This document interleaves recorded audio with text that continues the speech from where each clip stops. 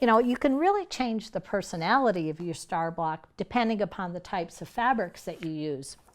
And so if you want to get kind of a scrappy contemporary look, here's one where we've got a black background with just kind of all different colors of scraps. Nothing has to match, but it really gives a really graphic and kind of intricate look because there's so much to look at.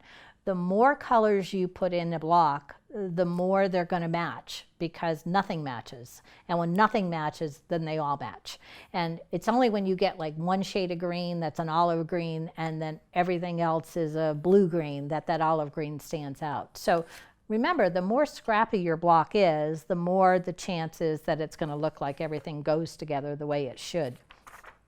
And then you have the idea of having a background that really pops with this bright yellow, and then pulling colors from nature. You know, the typical green leaves and the red flowers are a great indication of kind of picking up a fairly traditional block, but very graphic at the same time.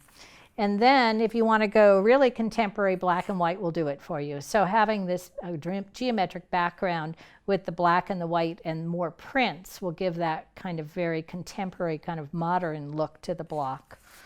And this has that traditional feel, the softer colors, the warm and cool colors with the shades of the blue and the shades of the greens. And then having, again, a variety of lighter shades and darker shades.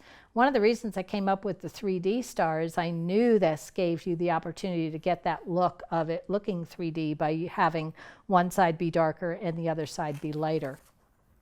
And then another great way to choose your fabrics is to choose a focus fabric, a print that has lots of colors in it. And that way you can choose the other colors from that print, and it automatically looks like it coordinates. If you look at the selvage of your fabrics that you purchase at the store, unless somebody gives you fabrics, but you'll notice in the selvage there are little dots, and those will isolate each of the colors that are on the fabric. So that's a great place to start, by using that focus fabric and pulling the colors out of that particular fabric. And then again, you can go back and have a fairly quiet, subdued block, but then throw a zinger in. It's always nice to have a color that just pops and kind of throws a zinger in.